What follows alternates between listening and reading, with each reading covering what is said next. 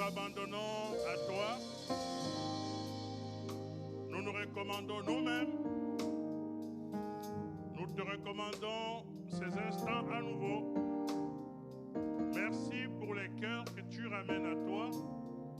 Merci pour les pensées que tu ramènes à toi. Ces moments, Seigneur, ne sont pas pour la gloire d'un homme. Nous sommes ici pour la gloire de ton Fils Jésus-Christ. Viens, Seigneur, parler encore à nos cœurs. Viens affermir nos voix. Viens soutenir, viens consoler. Prends toute la place au Seigneur. Merci pour tout. Nous nous abandonnons à toi, nous saluons encore ta présence et nous t'acclamons très fort, acclamons le roi des rois, acclamons le Seigneur, acclamons le roi des rois, acclamons Jésus, acclamons Jésus.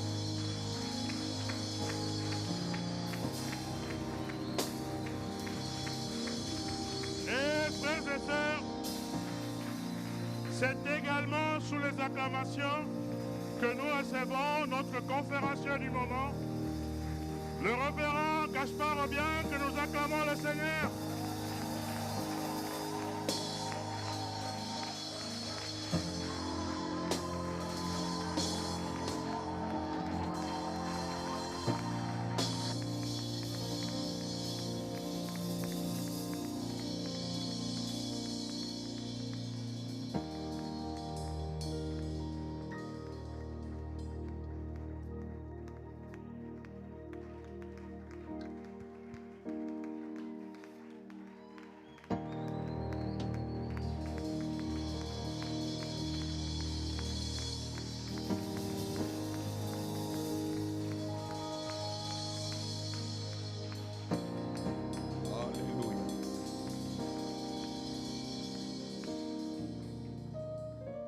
Prions le Seigneur.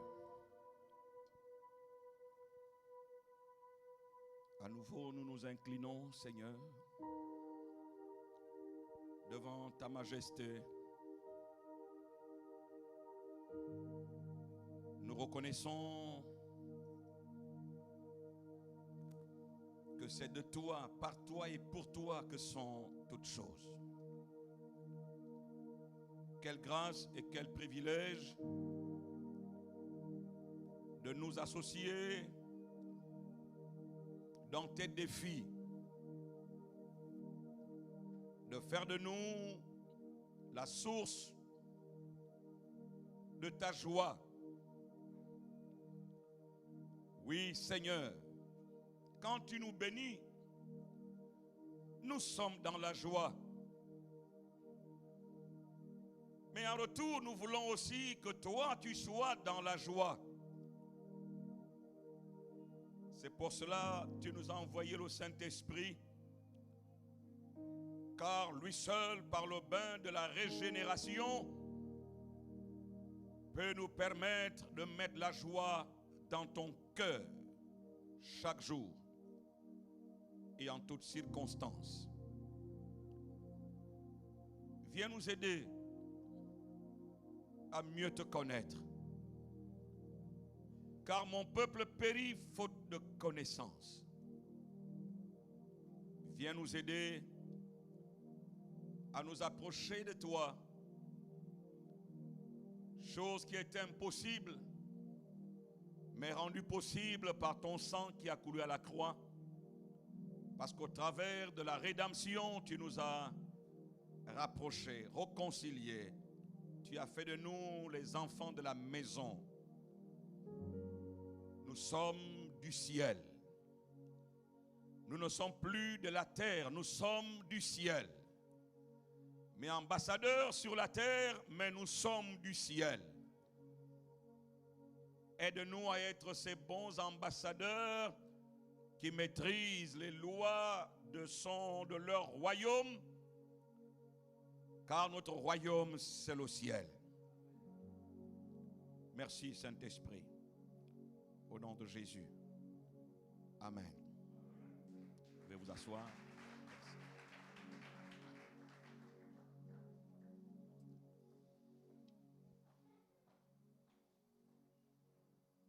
y a une petite pensée qui est montée dans mon cœur en voulant dormir hier soir. Et si je n'avais pas pour moi le Dieu d'Abraham, si je n'avais pas pour moi le Dieu d'Abraham, parce que Jacob parle en disant, et si je n'avais pas, un peu comme au passé, et si je n'avais pas pour moi le Dieu d'Abraham, et la pensée m'est venue pour dire, 10 ans plus tard, j'ai pour moi le Dieu d'Abraham. David ne pouvait pas affronter Goliath sans la conviction de cette parole. Que le Dieu qui m'a délivré de la patte de l'ours et du lion, le même Dieu-là me délivrera de cet incirconcis. J'ai pour moi le Dieu d'Abraham. Est-ce que nous pouvons répéter ça? Ah, tu ne sais pas à qui tu as affaire. Moi là, j'ai pour moi le Dieu d'Abraham. Tu ne sais pas à qui tu as affaire. J'ai pour moi le Dieu d'Abraham. Je ne connais pas ton Dieu, mais le mien, il est pour moi et je marche avec lui. Quelle grâce. Alléluia. Cet après-midi ou ce milieu de journée, comme vous voulez, j'ai pour sous-thème les clés de l'intervention divine. Et avant d'aborder le sujet,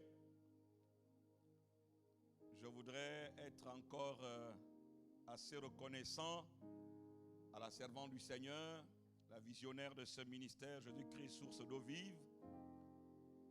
Être reconnaissant, Papa Kabouya, et j'admire. Nous étions à Libreville ensemble, même si ça a tourné au Gabon, n'a pas duré. Et nous attendons la suite parce que c'est resté avec un point d'exclamation. Et soyez-en sûrs que dès que Dieu vous donnera l'heure, le temps, le jour, je me plierai en 4 pour que cela soit une grande réussite.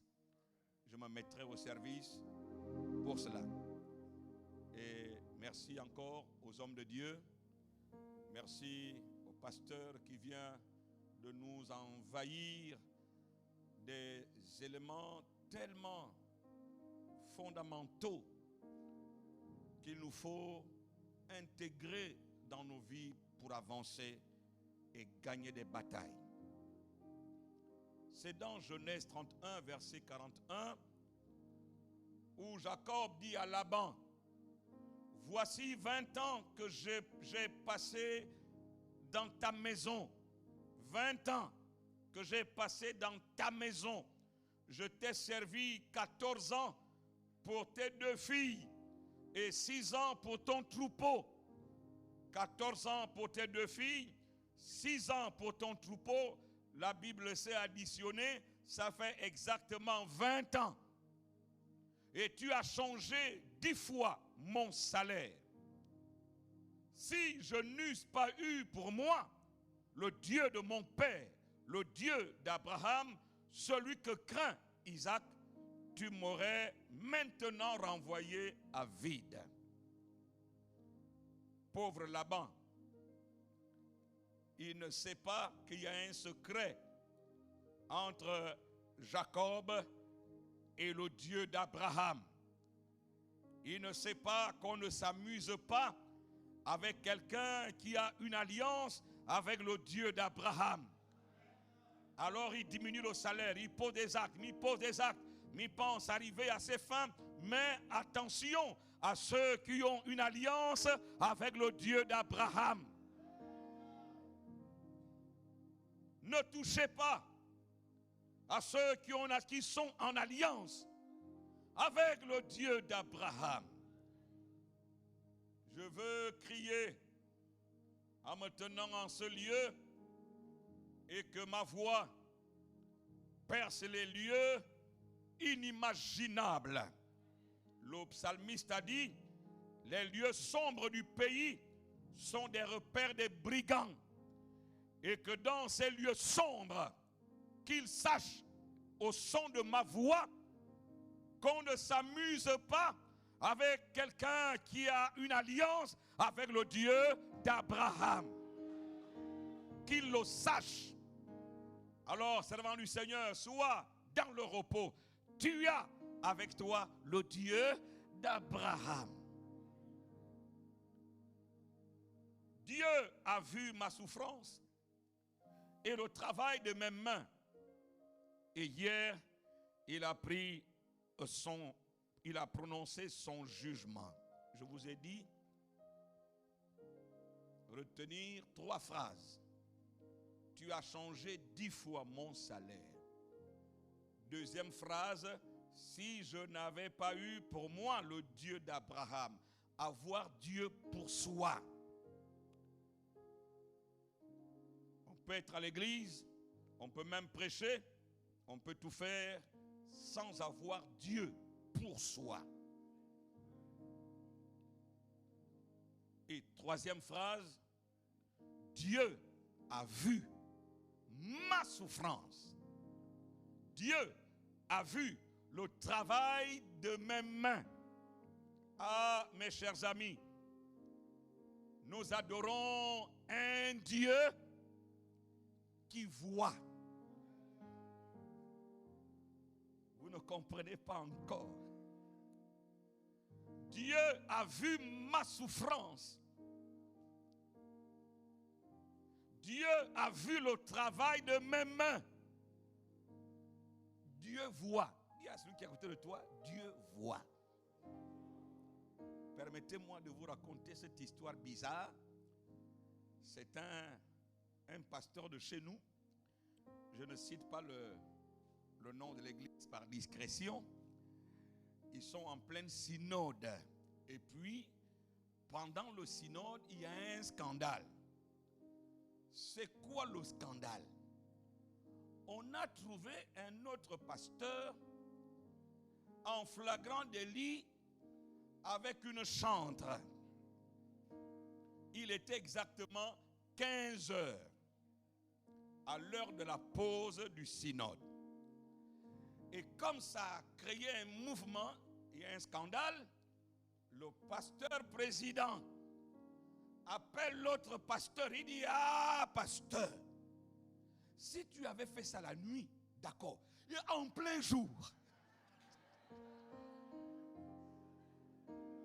C'est pour ça que je vous raconte l'histoire.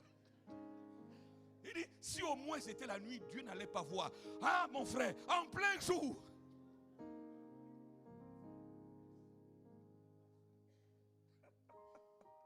Il y a des gens qui pensent que Dieu, il ne voit que le jour, mais la nuit, il ne voit pas. Dites après moi, Dieu voit. Même quand j'étais à l'école de dimanche, notre maître, parce que c'était un maître, nous disait que Dieu voit une souris noire dans un trou noir au milieu d'une nuit noire. Mais pasteur président, lui, il a pensé que si son collègue avait fait ça la nuit, ça allait passer comme ça. En plein jour, toi aussi.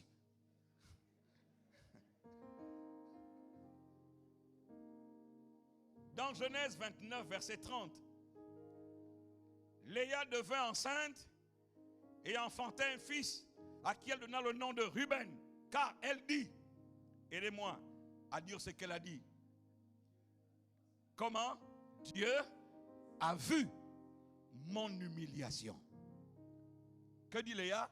Dieu a vu. Notre Dieu voit. Dans quelle humiliation tu es? Dieu voit. Je vais ajouter Exode 3, verset 7. L'Éternel dit, j'ai vu la souffrance de mon peuple qui est en Égypte. Qu'est-ce qu'il dit? J'ai vu. Deuxièmement, j'ai entendu les cris que lui font pousser ses oppresseurs. Dieu voit, Dieu entend. Et troisièmement, il dit, je connais cette douleur. Le Dieu que nous adorons, le Dieu que nous chantons, est un Dieu qui voit, qui entend et qui connaît. Vous savez, je dis constamment, lorsque nous traversons les épreuves difficiles, je me dis, si Dieu n'était pas au courant, si Dieu ne voyait pas, si Dieu ne connaissait pas, ma douleur serait profonde. Mais elle est totalement allégée parce que je sais que mon Dieu voit, mon Dieu entend, mon Dieu connaît. Et nous l'appelons le bon Dieu. On l'appelle comment? Le bon Dieu. S'il est bon Dieu, il ne fait que ce qui est bon. Est-ce que Dieu peut faire ce qui est mauvais? Et je vous pose la question, est-ce que Dieu peut faire ce qui est mauvais? On l'appelle comment? Le bon Dieu. Mais il arrive que quand nous traversons des circonstances compliquées, on va aller pleurer. Oh Dieu, pourquoi tu m'as fait ça? C'est pas ça. Seigneur, pourquoi tu as fait ça à moi? Ah bon? Celui qui a fait ça? Donc Dieu fait des choses qui ne sont pas bien. Mais non. C'est le bon Dieu. Il faut que tu comprennes, que tu sois à genoux, qui t'ouvre le ciel et que tu saches ce qui se passe au ciel. Quel est le défi qui est lancé dans le monde invisible? Mais je voulais vous dire, nous adorons un Dieu qui voit, un Dieu qui entend, un Dieu qui connaît. Contrairement aux autres, le psaume 115, lisez-le à la maison. Contrairement aux autres, verset 3, notre Dieu est au ciel, il fait ce qu'il veut. Ça veut dire, il voit, il entend, il connaît, il agit, il fait. Mais leurs idoles, contrairement à nous, sont de l'argent et de l'or. Elles sont l'ouvrage de la main des hommes. Elles ont une bouche. Aidez-moi, c'est qui est en bleu? Elles ont une bouche. Alors, c'est vous qui dites ce qui est en bleu. Moi, je dis ce qui est en noir. Et dites-le avec force parce qu'ils doivent entendre que nous sommes au courant de ça. Parce que des fois, ils ne savent pas que nous sommes au courant. Eux aussi doivent savoir que nous sommes au courant. Elles ont une bouche. Elles ont des yeux. Elles ont des oreilles. Elles ont un nez. Oh. Elles ont des mains. Mon Dieu. Des pieds. Elles, dans leur gosier. Et vous allez adorer un Dieu comme ça. Hein? Il y a ce qu'on appelle chez nous Mami Wata. Vous connaissez? Ici on dit comment? La même chose. Alors ils ont appelé Mami Wata. Alors s'il y a Mami, c'est qu'il y a Papi, il y a Tonton, il y a Tantine, hein? Il y a Enfant, il y a Sœur Wata, il y a même Fœtus Wata. Alors je vais inviter mon chantre ici. Allez, viens. Le grand Amos qui m'accompagne à cette mission, chante-moi un chant qui va dans ce sens. Les chantres, venez. On va le déclarer. Alors, on chante comment?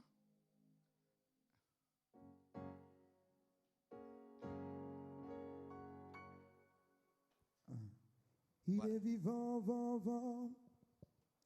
Il est vivant, vent, vent. On dit comme ça ensemble. Il est vivant, vivant, vivant.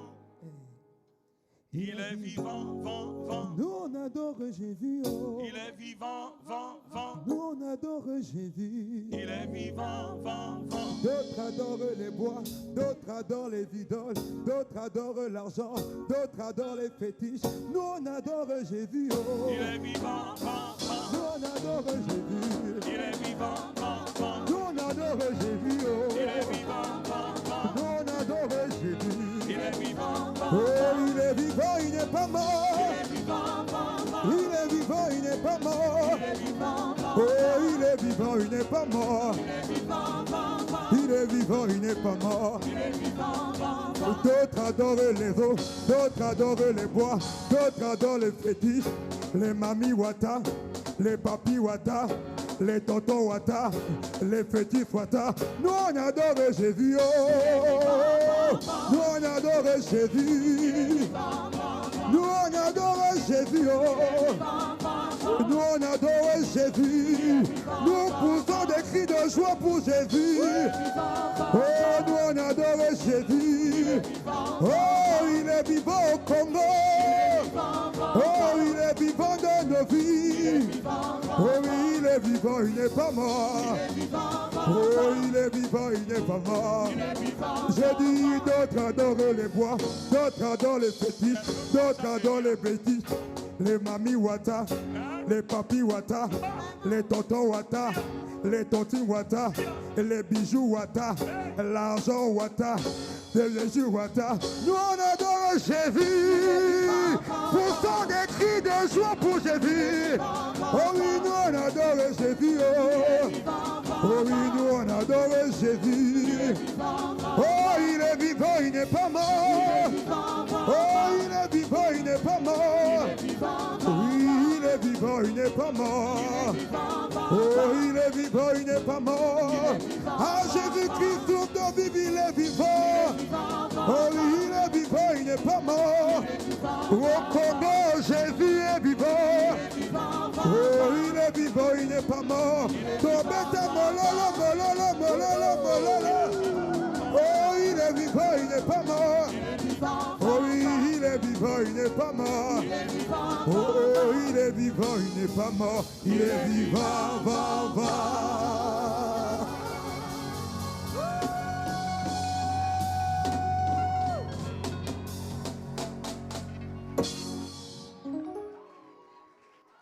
Merci beaucoup. Il leur ressemble ceux qui les fabriquent, tous ceux qui se confient en elles. Eux-mêmes, ils ressemblent à leurs idoles. Alors, Israël, confie-toi en l'Éternel. Il est leur secours et leur bouclier. Oui. Cette question mérite d'être posée à nouveau. Job 37, 16. Comprends-tu le basculement des nuées? Comprends-tu les merveilles de celui dont la science est parfaite? Lorsque nous avons la réponse à cette question, les choses changent. La vie change. Le zèle change. La détermination change. Et l'assurance s'installe. Nous avons affaire à quel Dieu? Jacob dit, Dieu a vu ma souffrance. Dieu a vu le travail de mes mains. Ah!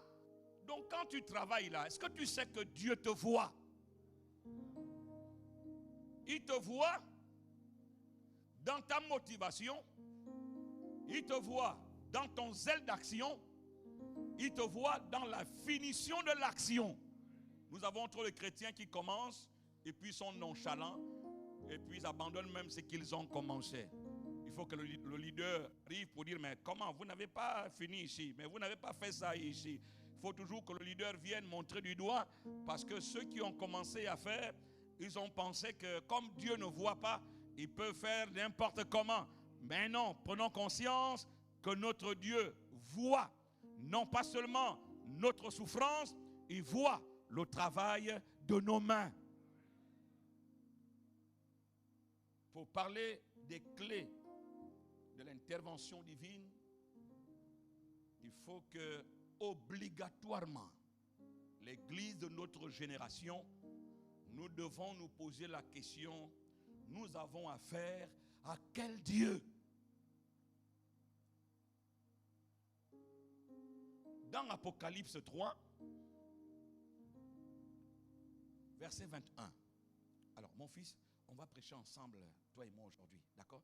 Tu peux venir ici avec la chaise. Prends une chaise, n'importe laquelle. On peut? Voilà. Non, celui qui va s'asseoir, hein, c'est pas moi. Voilà, il peut. Allez, viens. Tu vas être le coprédicateur. Ça va? Ça va, non? Allez, viens, viens. Faut pas avoir peur. Voilà. Reste là. Dans Apocalypse 3, 21, écoutez ce que dit Jésus. Celui qui vaincra, nous sommes là à la 7e, celui qui vaincra. Il y en a 7. Celui qui vaincra, c'est Jésus qui parle. Je le ferai asseoir avec moi. Bon, lève-toi. Voilà. Je le ferai asseoir avec moi sur mon trône. Comme moi, Jésus, j'ai vaincu et me suis assis. Là, on va changer.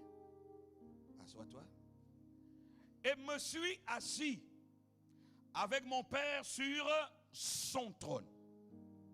Donc moi, je deviens Jésus et lui devient Dieu le Père. D'accord? Alors, on va reprendre à zéro. Jésus dit, tu es celui, pour le moment. Quand on commence, tu es celui. Celui qui vaincra, moi Jésus, je le ferai asseoir avec moi sur mon trône. Il dit comment? Mon trône. Jésus appelle mon trône. Alors, la suite dit, comme moi, j'ai vaincu et me suis assis avec mon Père. Là, toi, tu deviens mon Père. Tu n'es plus celui. Tu es maintenant mon Père. Assois-toi. Et Jésus dit, comme moi, j'ai vaincu et me suis assis avec mon Père sur son trône.